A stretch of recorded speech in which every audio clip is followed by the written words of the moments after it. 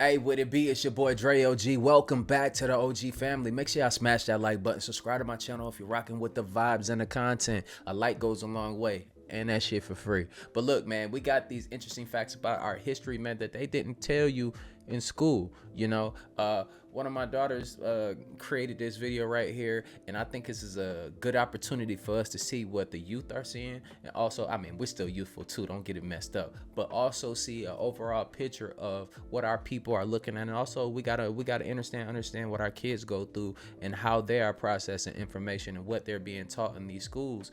And I think is if your kid is in a public school, and it goes for any race though, learn the true history about yourself. There's nothing wrong with that. But I'll say this: teach them about the real stuff and not just, oh, we were slaves.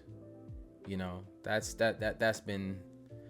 all they want you to know. So they want you to feel bad. They want you to be in that low point, that lowest chakra, that chakra that's in your ass, you know. But we here to speak the truth, and let's get into this video from people from all walks of life. You know what I'm saying? Just know, if you're going through tough things in your life, you're not going through it by yourself. We're in this thing together. Always remember that. Good vibes only. Let's get it. 3 Black history facts your child needs to know going into this school year. Number 1, let them know that Columbus did not discover America. I know you know this, but you got to check with your kids because they're likely still learning this in school. My kids were taught this, so instead you need to let them know that indigenous people were already here, and they had civilized societies, and they had bronze skin, and they likely interacted with black folks first. Look up Abu Bakri. And yeah, let them know about that indigenous genocide and how that led to the enslavement of black folks. Number 2, let them know that the people who crafted the Constitution and Declaration of Independence were mostly pro-slavery and also mostly enslaved black folks. Number 1, let them know that Abraham Lincoln did not free black people. My daughter was taught this in kindergarten. Yes, he crafted the Emancipation Proclamation after being cajoled by black folks like Frederick Douglass, but our freedom was contingent upon winning the war, so we freed ourselves and saved the country. Have you ever heard of these talented black Siamese twins? Yvonne and Yvonne. That's why we free. Them niggas fighting their ass off, bro. Like, look, you understand what they were fighting for.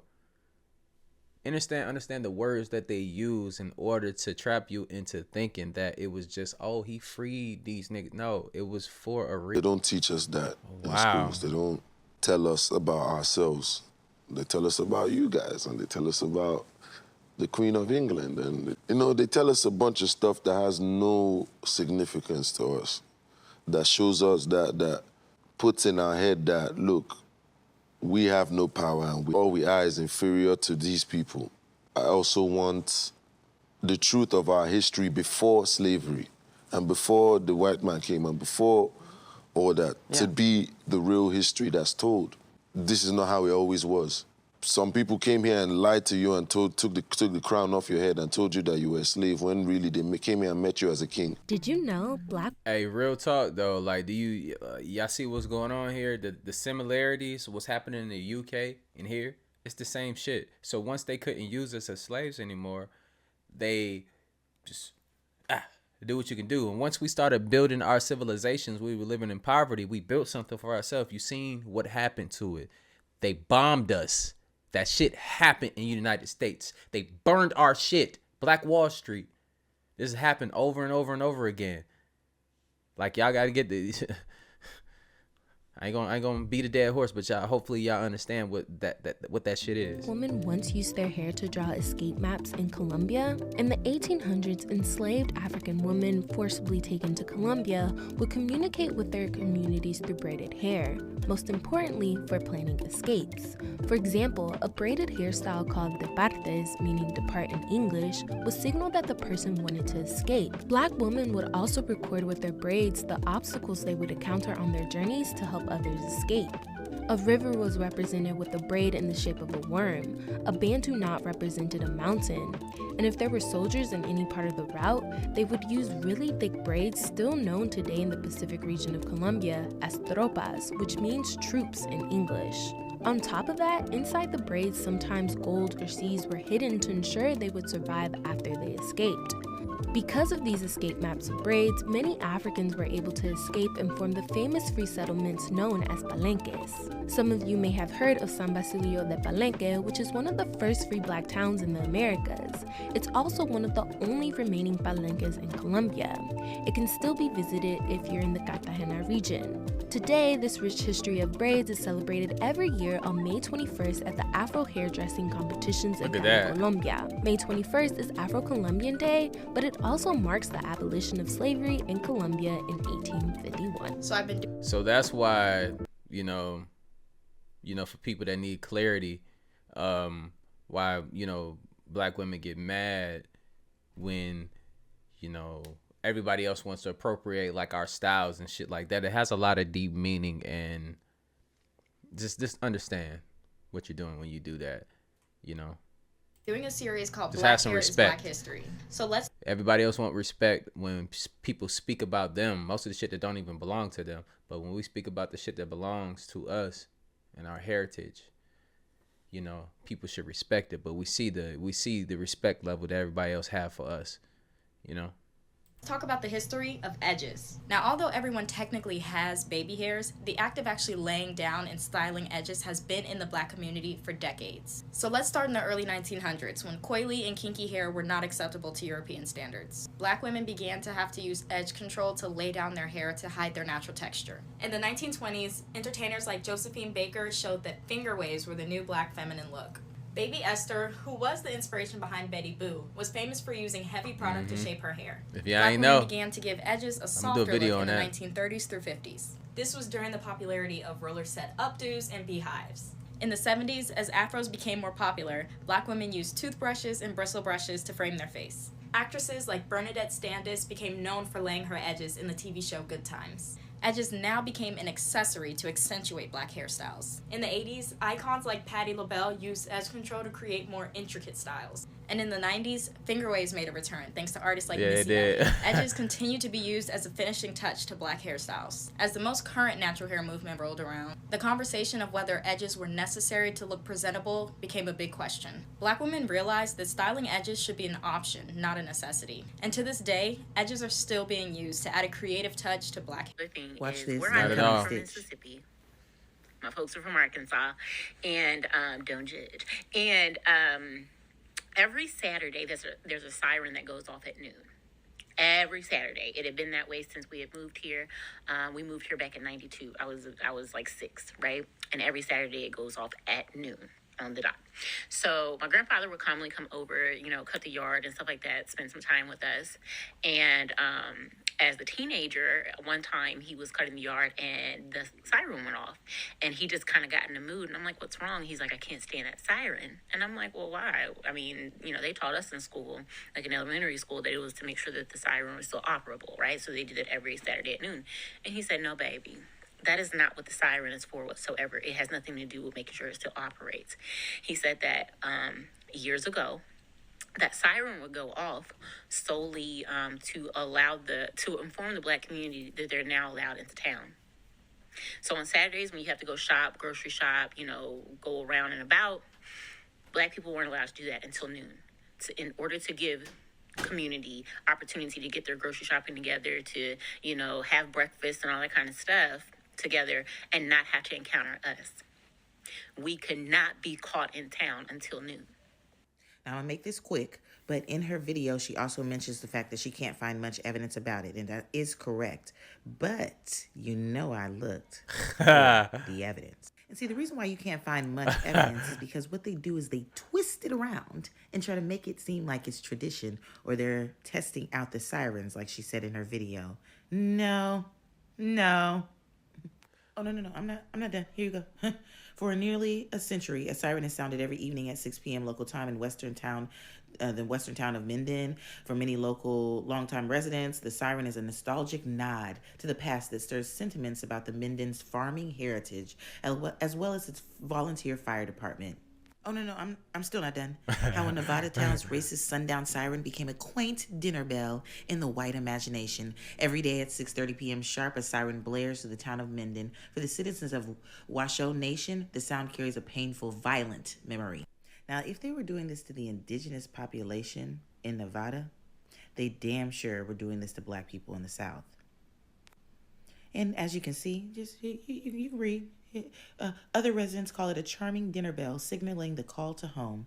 In reality, though, the siren was and still is a warning and active relic of an early 20th century ordinance that ordered native residents to exit the county's borders by 6:30 p.m. Ain't that shit crazy though? And it's not too far. Look, it's not far-fetched. This is real information. And then on top of that, like, you see the audacity. We see what's happening in today's society. They would take your shit and tell you that it was always theirs, type shit. Like, that's just what they do. That's crazy. That's crazy. You can't have nothing. Something that belongs to you don't even belong to you. That's basically what it is. But then people don't want to see this, and they want to accept the truth. This is a part of the history. This is the history that they don't want to talk about. And when I say they, I'm not speaking of like all white people either. See, I'm not one of those people that get on here and just condemn every white person, or just because they benefit from such and such, such and such, such and such. Man, look, we can't do that. That's a lot of hurt people that want to project that type of energy onto everybody else. Now, there's a large percentage of them that just they on this type of time. It's a large percentage, but it's not everybody. And I get it though. You can't just, we at a certain time where people just, we're a little standoffish because you can be friends with somebody, but the whole time what happens in their household is completely different than what they show you, and what they portray around you is completely different. They at home call you all types of N-words and, oh, I hate these people. But then when you see them in the workplace, they're buddy and your friend. A lot of us has went through that. Like we've been through that. So a lot of us just are standoffish, we chilling. But there are good people out here in the world, and not all of them are bad. Just like not all of us are killers and rappers and murderers and all this other shit, People are afraid of black people. They are afraid of us. And it's a very interesting thing because black people know it. We know white people are afraid. But you have to start getting into the psychology. What are you afraid of? Why are you afraid? But it's an interesting dynamic. Now, also you see the difference in what racism is, do you not?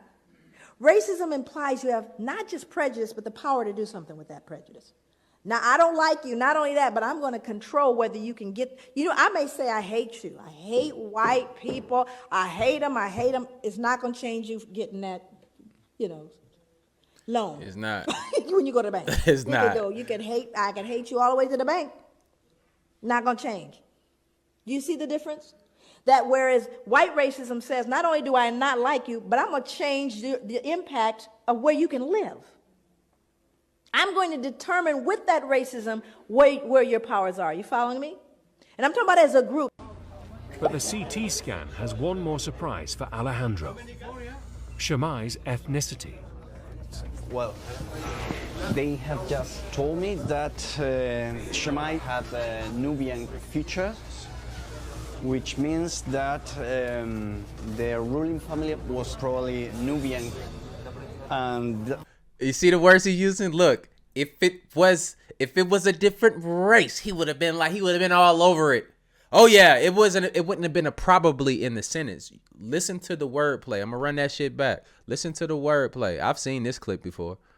I seen the shit leading up to this. He was very upset about this. His whole tone, his energy changed completely. He did not want to say this, what the findings were. See, there's real scientists and there's scientists with an agenda. And a lot of these scientists are real scientists, but, people with agendas tend to have money and influence. Shamai had a Nubian features, which means that their ruling family was probably Nubian. Probably. And that was unexpected. Unexpected? Examining Shamai's anatomy closely, the thickness of his bones and the shape of his nasal cavity, the anthropologists think he was a black African, likely from neighboring Nubia. The disrespect, though. That challenges the prevailing image of the Egyptian ruling class.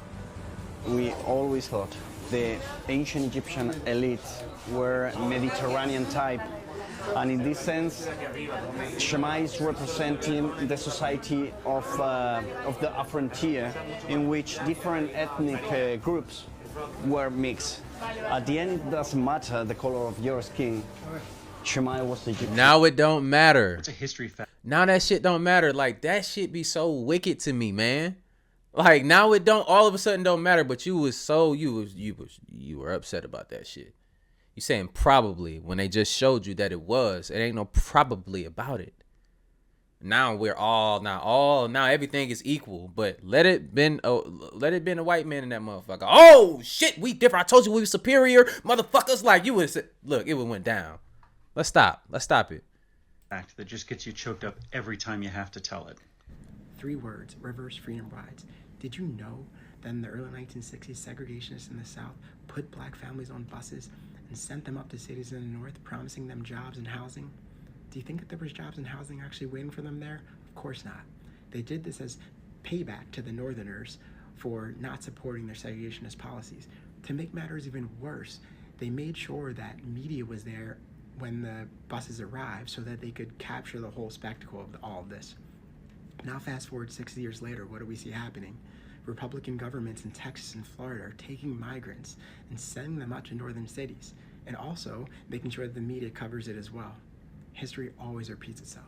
This is a story of a black soldier who did the impossible, but the history books forgot about him. I'm Andre, and this is Badass Black History, Henry Johnson edition. Henry Johnson was a black soldier serving for the 369th Infantry Regiment out of New York, or the Harlem Hellfighters. In 1918, the Hellfighters were stationed in France to fight on the front lines because the French were getting body bagged by the Germans. On the night of May 4th, 1918, Henry and one of his privates were on night duty when all of a sudden they were ambushed by German snipers. It was basically 30 against 2. His partner was instantly wounded, so Henry started throwing grenades. After he ran out of grenades, he started shooting his rifle. When he ran out of bullets, he charged the Germans as they were trying to take his partner hostage with a knife. Just a knife. After an hour-long fight, his reinforcements arrived and Henry had taken out 4 Germans and wounded 10 to 20 others by himself. He was a hero. President Roosevelt hailed him as a hero. His likeness was used on war stance across the nation, but he was never given disability or acknowledged for his wounds. Johnson died at age 36 in 1929, and he didn't receive the Medal of Honor until 2015. Big salute to Henry Johnson. Did you know Colombia had a black president, but they purposely erased him from history? His name was Juan. Hey, y'all see, look, let me break this down on another level too. Like, y'all see who a lot of the people that's living on the streets are. Veterans. It's a lot of that. I experienced that when I got out of the military. Like, it's no safety net for you once you get out. It's no easy route unless you're on your knees and you're pleading with people to get a civilian job when you get out and stuff. You're not gonna get those jobs if nobody will owe you no favor, nothing. That it's a cutthroat industry. You gotta rub elbows and get on your knees and do weird stuff to get those positions. No pun intended. But when you get out, the reality is they send you through this course called TAPS. TAPS doesn't do anything. It's you fill out paperwork. They teach you some bullshit that you already know. Basically, nigga, you ain't gonna get no job when you get out unless you know somebody. You're gonna be working in factories or you're gonna be living on the street. That's what it is. That's what happens to a lot of people. And you know that disability shit, they don't want to give you that. Like, it's a long drawn out process. It was people that weren't getting disabilities. They getting back pay right now for the shit 20 years ago, you know?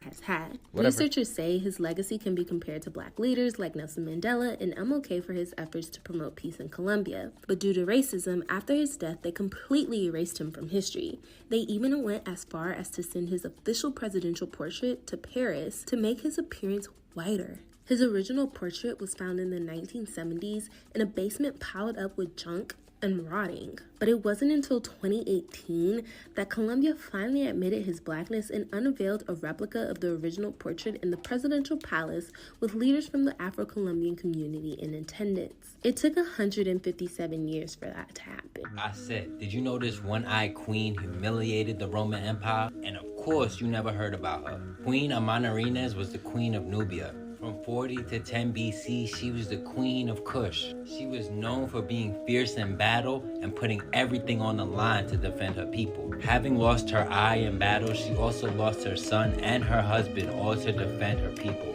When Caesar Augustus took over Egypt, Kush was right next door. He decided that he wanted to tax Kush, but Queen Amanarines was not having that. She refused any type of tax that was going to happen on her people.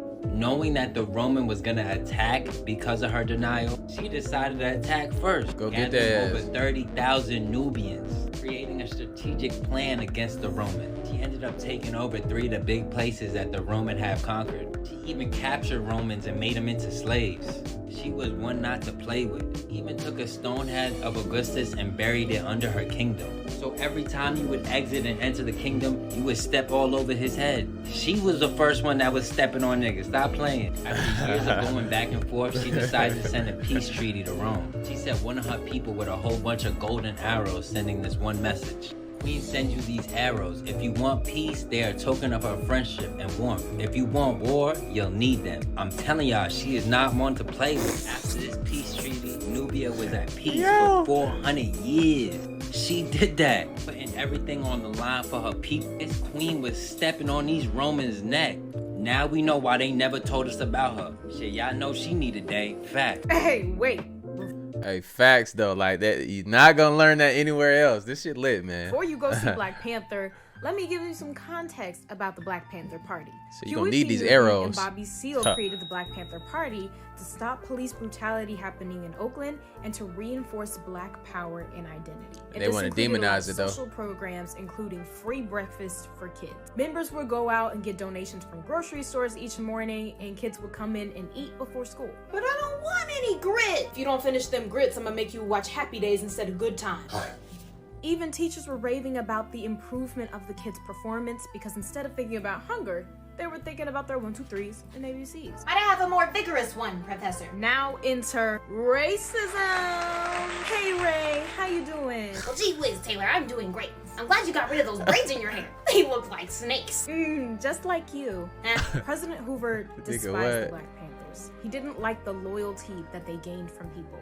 So what did he do? He let the FBI destroy and urinate on the food meant for children, raid Black Panther Party sites while children were eating, and even assassinated party leaders and members. Ah, good old Hoover. Now they have no legacy. Get out! Don't you have some random shit to put in the Jell-O mold? The U.S. already had a breakfast program in place, but it wasn't free and it wasn't effective. So after the Black Panther Party breakfast program ended, the people were like, where's the free breakfast at? Even if we look at the government today, it has a strong influence on the cost of living. And social programs like the ones the Black Panthers had make a huge difference in lower income working families' lives. So we have to remember to continue seeing value in programs like SNAP that help families. What the Black Panthers did put pressure on the government to start providing free breakfast to kids nationally in 1975.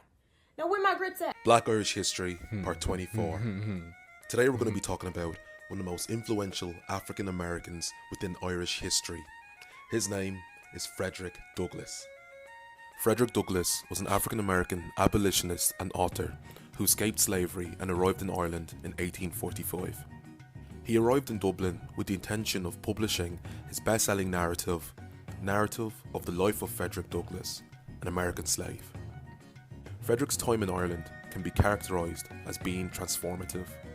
Whilst there, he gave almost 50 lectures across the country.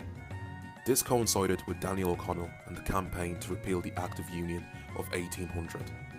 Frederick loved his experience in Ireland. As he wrote to his mentor, William Lloyd Garrison, "I find myself not treated as a colour, but as a man." This is his reflection of being free from slavery, being safe and seen as an equal amongst the Irish. Frederick helped garner support for Irish freedom from British rule, but argued against comparisons made in Ireland that the treatment of black people in America was the same as the Irish by Britain. He argued in a famous speech in Ireland that the Irish were oppressed but were not slaves. He wanted it to be clear that the Irish experience was very different because unlike the black slaves in America, the Irish were free to marry, move around and emigrate. Frederick Douglass was a black man who fought for Irish freedom, fought for black freedom, and fought for human freedom. Thank you, Frederick. Take a look at this photo of my grandma Geneva. Now pay close attention to the backdrop.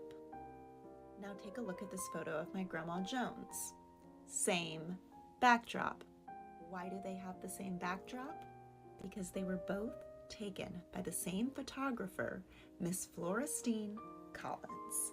Now, some of you may have heard of James Van Der Zee, the famous portrait photographer who documented much of the Harlem Renaissance.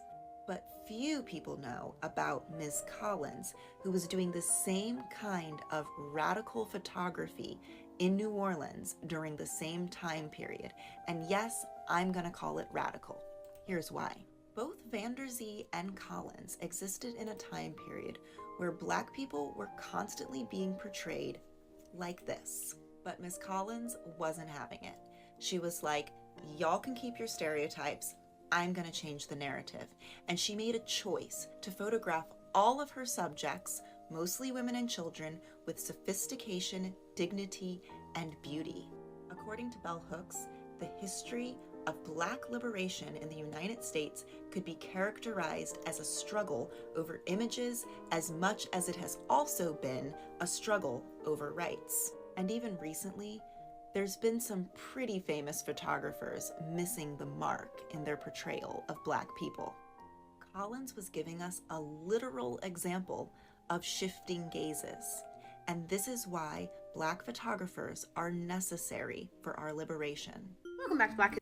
It's Black everything, like, because you got to think, man, people that don't have your best interests are going to make you look a particular way. That's why it's important for us to have our own, like, we already have, look, I ain't gonna say have our own skills, bro. We are everything. We are good at everything, nigga. Like, I don't know if y'all notice, we're good at everything.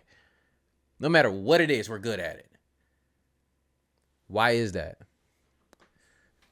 That alone should take you on a deep dive. If you're not capable of doing something, you know somebody that's like you that know how to do it, or they're more willing to do certain things. Like we have it's a certain balance. Not one of us have all the answers, but together we're a lot stronger. Our community is stronger. Like Black Wall Street that they burnt down. I'm gonna keep bringing up. You know, when we come together, it's nothing nobody can do for it. And what we're gonna do is we're building something new here, y'all. We're building a new something brand new, and it's nothing that nobody can do about it. As much as they want to have their meetings and try to exclude us from things, try to stop us from talking about certain things, it's too late. The time is up. This free fast facts for every day in February. I give you a fact about Black history you might not have known. Today's fast fact: Black enslaved women looked for different forms of natural birth control as an act of resistance against their enslavers. There are many facets of slavery that are often overlooked. We are often taught that slavery is just working in the hot sun and that some enslavers were nice people. We don't often look at the gendered components. However, due to the system of chattel slavery, where people were enslaved based on their mother, a lot of women were, for lack of a better term, bred to have more babies, either by other Black enslaved men or by their white enslavers. However, many enslaved women wanted to keep control both of their bodies and of their own reproductive rights, despite the abuse that they suffered at the hands of their white enslavers and the doctors. So they got creative. Many would chew on the bark or roots of different cotton plants as they worked, both because they acted as an abortificant and because many enslavers wouldn't notice. While this often upset their captors, they did it anyway, proving that the fight for reproductive rights has been a long one, but scattered with many wins. And that right there alone would let you know how intelligent we already are, like, internally. It's all this information that you look for, it's already inside of us. And a lot of us have the bits and pieces, and we all put it together. And it's been proven that all this information is in our DNA. They can roll it out and read our DNA as if it was words on a piece of paper. We already know what our DNA reads. The God within. Basically, you know, a part of God is already in us. We're not the God. So don't get that misconstrued, people. It's a hierarchy to everything. They've been showing you on every TV show. Look at Dragon Ball Z. It's a hierarchy. If y'all ever watch Dragon Ball Z, those shows that we grew up on are important. It tells you a lot. It is a hierarchy to everything. And it's the reason why when they start talking about why nobody wants to have that conversation about the genetic differences between the people on this planet. That's because that's why, you know, everybody want our organs. They want our organs. Why? Why are you finding people like us that look like us wrapped up in their organs gone? That's because you already know. Why is melanin worth more than gold? Why is melanin worth more than diamonds? Why is melanin the most important resource on this planet? Because it can be used in computer chips. It can be used in everything. It can be used in body armor. We already have all of this shit.